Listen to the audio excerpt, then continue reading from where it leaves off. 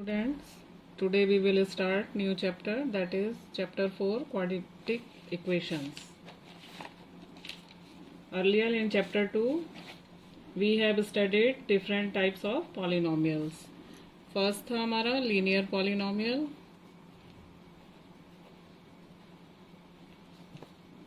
ax plus b where a is not equal to 0. Second था हमारा quadratic polynomial,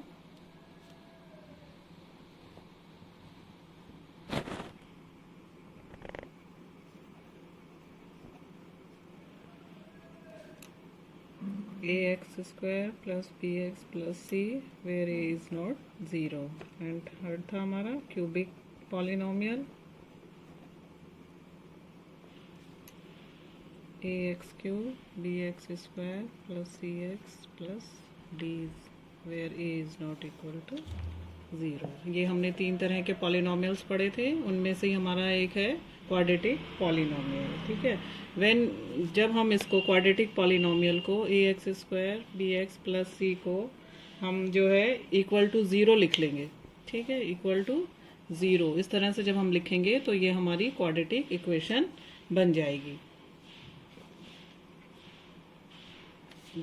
किसी तरह से देख लीजिए, जैसे हम कोई एग्जांपल ले लेते हैं. हमारे पास एक रूम है जिसकी लेंथ जो है वो ब्रेथ से 10 length is equal to 10 more than breadth. ठीक है, and area of the rectangle is 300 square metre.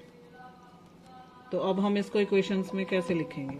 ठीक है, तो एरिया इज इक्वल टू हमारा होता है लेंथ इनटू ब्रेथ, और लेंथ अगर हमारी ब्रेथ हमारी अगर x है तो लेंथ हमारी हो जाएगी x प्लस 10. ये ब्रेथ है हमारी, ये x लेंथ हो गई. ठीक है, अब हम एरिया लिखेंगे लेंथ इनटू ब्रेथ. तो हम एरिया हमें दिया हुआ 300, लेंथ है हमारी x प्लस 10 और ब्रेथ है हमारी x. तो हम इसे सॉल्व करेंगे तो हमारे पास ये हो जाता है 300 x square plus 10x, x square plus 10x minus 300 is equal to 0. इस तरह की जो भी हमारे पास इक्वेशंस ये आएंगी ये हमारी क्वाड्रेटिक इक्वेशंस कहलाएंगी. ठीक है, डेफिनेशन लिख लेंगे. A quadratic equation in the variable x, कोई भी क्वाड्रेटिक इक्वेशन जिसमें वेरिएबल x है. ठीक है, in the form of a x square plus B x plus C is equal to 0 where a, b, c are real numbers. ठीक है, and a is not equal to 0. तो ये हमारी हो जाएगी क्वाड्रेटिक इक्वेशन. ठीक है, कोई भी इक्वेशन हमारी, और इसका स्टैंडर्ड फॉर्म हमें ये हमारी स्टैंडर्ड ही फॉर्म होती है. कोई भी क्वाड्रेटिक इक्वेशन है p x is equal to 0. ठीक है, उसको हम जो है डिग्री 2 होनी चाहिए. ठीक है, इसकी क्या है, हाईएस्ट पावर क्या है, 2 है. डिग्री 2 हो गई तो वही हमारी क्वाड्रेटिक इक्वेशन हो जाएगी. और इसको जब हम डिसेंडिंग ऑर्डर में इसके लिखेंगे वेरिएबल्स को, तब वो हमारी स्टैंडर्ड फॉर्म में हो जाएगी. ठीक है, तो ये A x square plus B x plus C is equal to 0 जो हमारा ये है, यही इसकी स्टैंडर्ड फॉर्म हो गई. ये एक्स है वेरिएबल, ये डिसेंडिंग ऑर्डर, इसके जो पावर्स हैं डिसेंडिंग ऑर्डर में आ रही हैं. ये 2 है, यहाँ पर 1 है और ये 0 हो गया. तो डिसेंडिंग ऑर्डर में जब हम वेरिएबल्स की पावर को लिखेंगे तो वो हमारी स्टैंडर्ड फॉर्म में इक्वेशन हो जाएगी, जहाँ पर हमारा a is not equal to 0 होना चाहिए.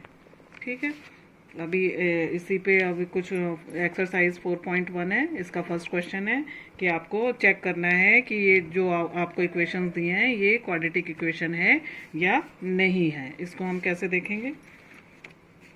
फर्स्ट क्वेश्चन है जैसे x प्लस 1 इज इक्वल 1 whole square is equal to 2x minus 3.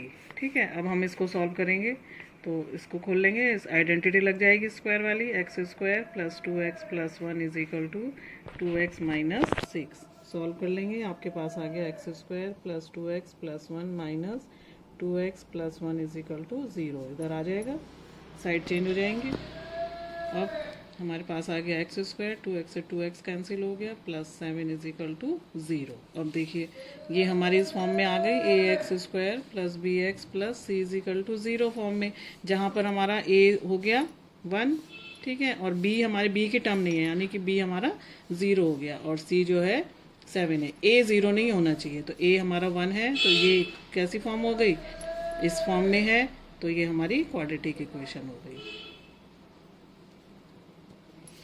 ठीक है, इसी तरह से दूसरा क्वेश्चन है x square minus 2x is equal to -2 bracket में 3 माइनस एक्स। इसको भी हमने इक्वेशन को सॉल्व कर लिया।